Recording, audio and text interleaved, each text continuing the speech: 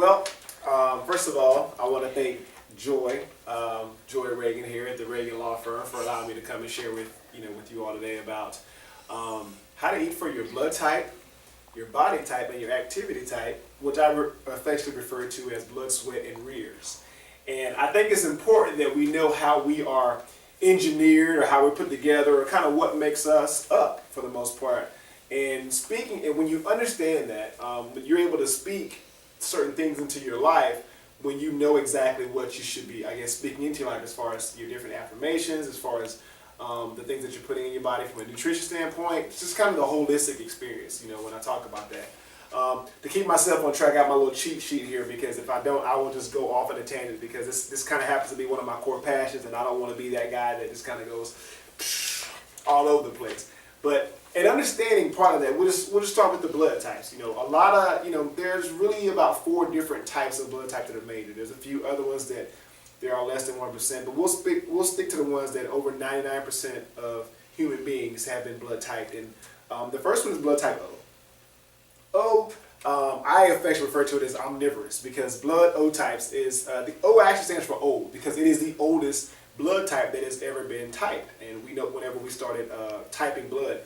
And the O blood types, they're the universal donors. Well, if you're going to be a universal donor, more than likely, if you're going to be able to give someone something, then you kind of have to have everything. I kind of think of the O blood type as the Walmart of the blood types. There's everything in there. So we can give to the ABs, we can give to the A's, the B's, and other O's. Coincidentally, O's can only give to other O's. But the great thing about that is if you actually have a blood type for O, you're going to benefit greatly. When you eat a lot of fish, your blood type is probably one of the ones that are more susceptible, if you will, to like meats. Being able to eat meats, your system is usually more geared towards processing red meats, which is kind of different from most people who have a blood type of an A or an AB, where they have very sensitive digestive tracts. And so, you're nodding like, yeah, that's you, right? You folks are amazing because you guys make the best vegetarians, and I'll talk about that in a second. But you want to make sure that the foods that you eat when you're blood type O are really, really high in proteins. You can handle proteins, and actually, you don't handle carbs as well traditionally as other blood types. The more people that are considered clinically obese, and that's people that are 30 pounds or more overweight, that's what clinics and doctors say.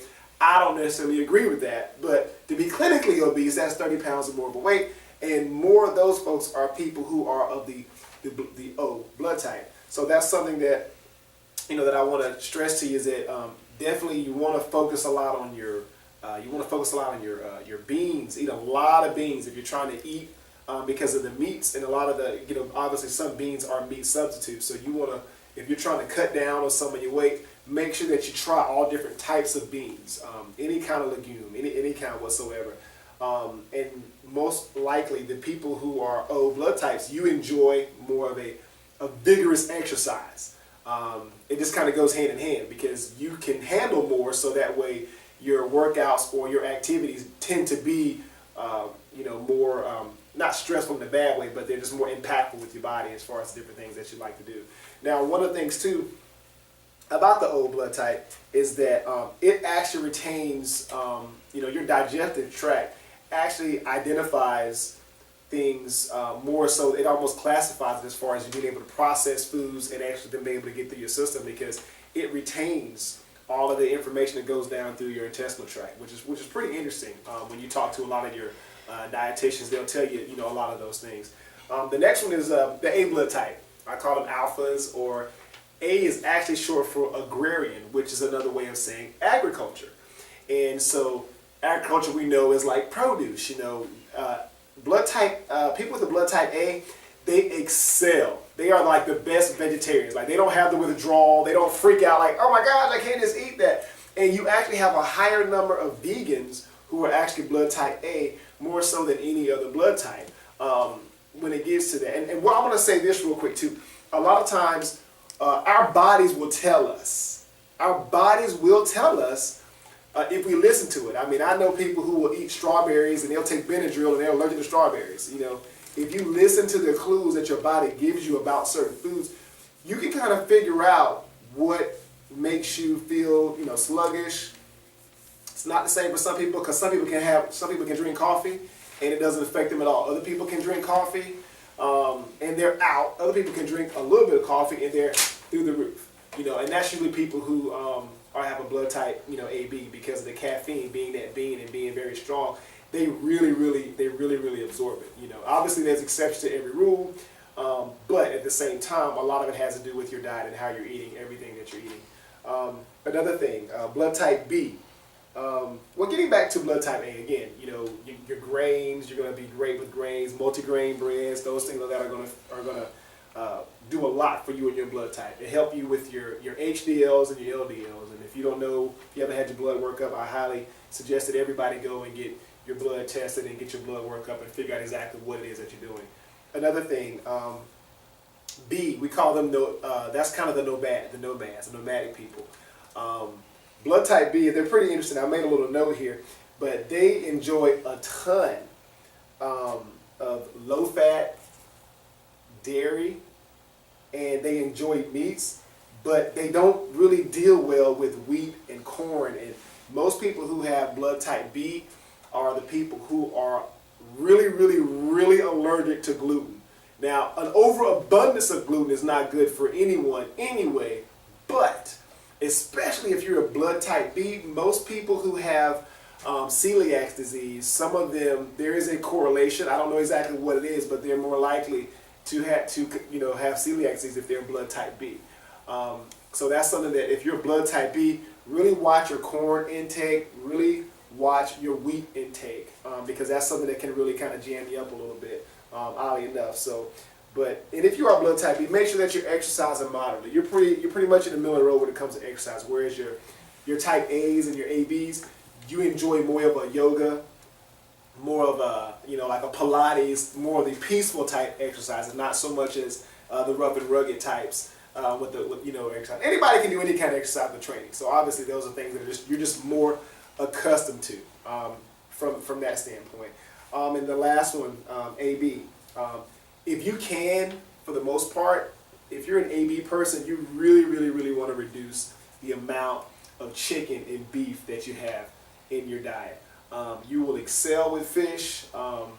These are the ones where if you really have that dietary tract. But whatever, seafood, tofu, and a lot of those produce are really good. And believe it or not, blood type ABs, they're really they're interesting when it comes to exercise because they excel at all, but it's easier for blood type ABs to calm their blood pressure with meditative type exercises like yoga and things like that, which I thought was kind of interesting. So now I'm going to talk to you a little bit about the part that maybe is a little less fun. Sometimes when I talk about this, people kind of start squirming in their seats a little bit because we start talking about the body types. We start talking about the string bean types, start talking about the apple types, and we start talking about the pear types.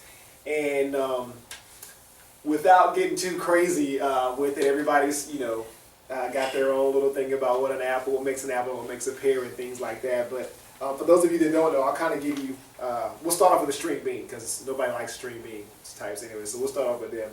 But for the string bean types, it's really, fat is kind of like real estate. It's location. It's about location. It's about where this fat is. People who are string beans, when they gain weight due to inactivity, for the most part, it ends up like in their belly region. It just really does. It's something that it's kind of like not like a one size fits all when it comes to you're losing, the losing weight with a string bean, but usually your hips and your waist, it doesn't really play a big role. It's always around the middle.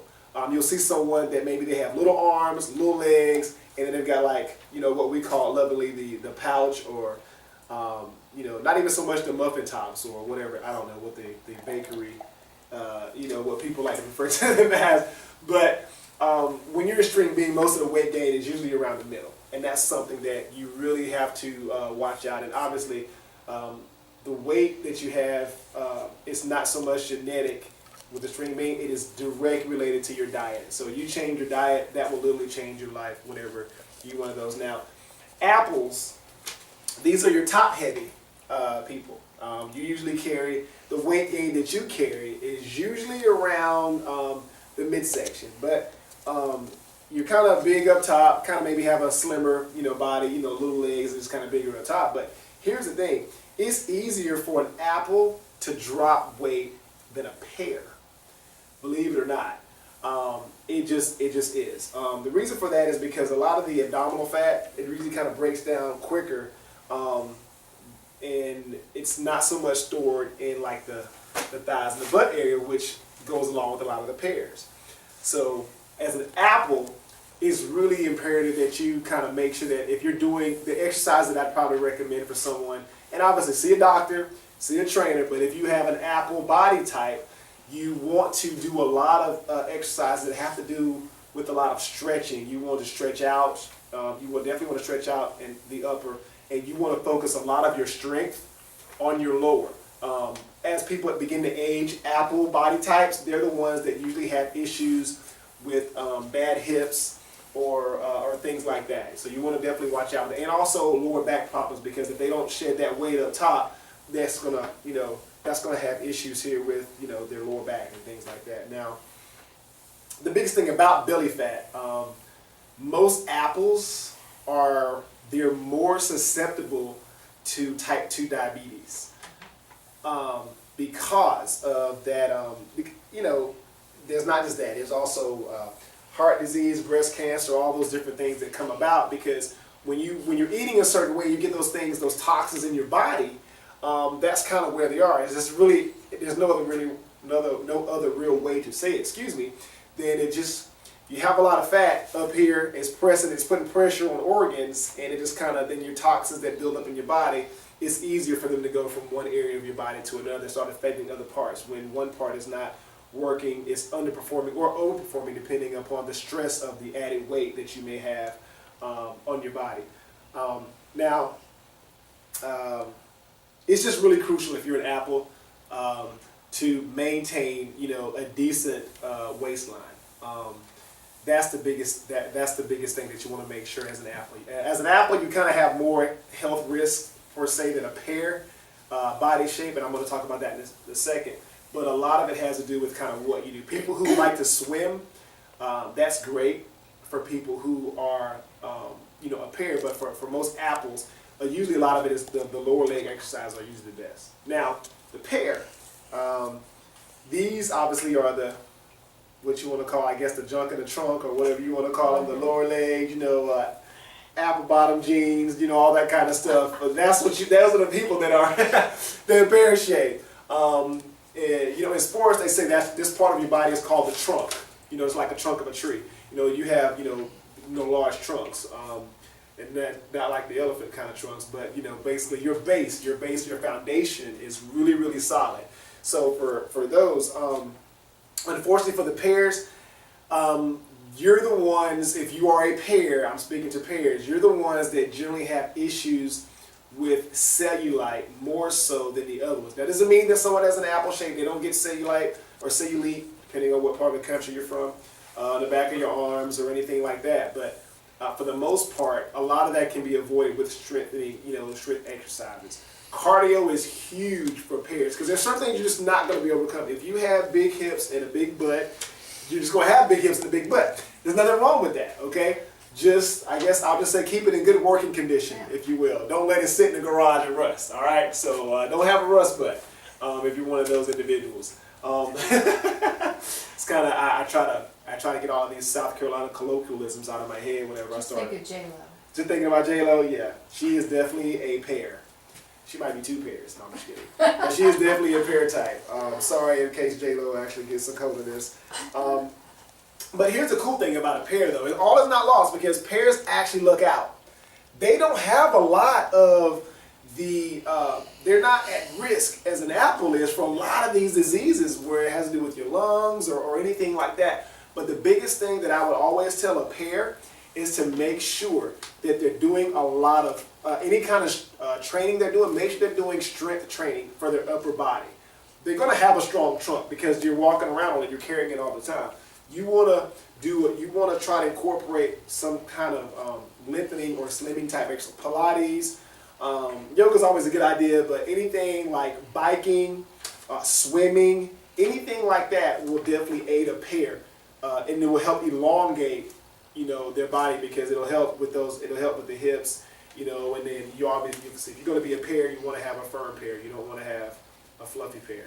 So that's pretty much it as far as being able to eat for your body type, your blood type, and your activity type. So unless someone has any questions or recommendations or anything like that, what I like to do is I like to take this time now to go ahead and kind of answer any kind of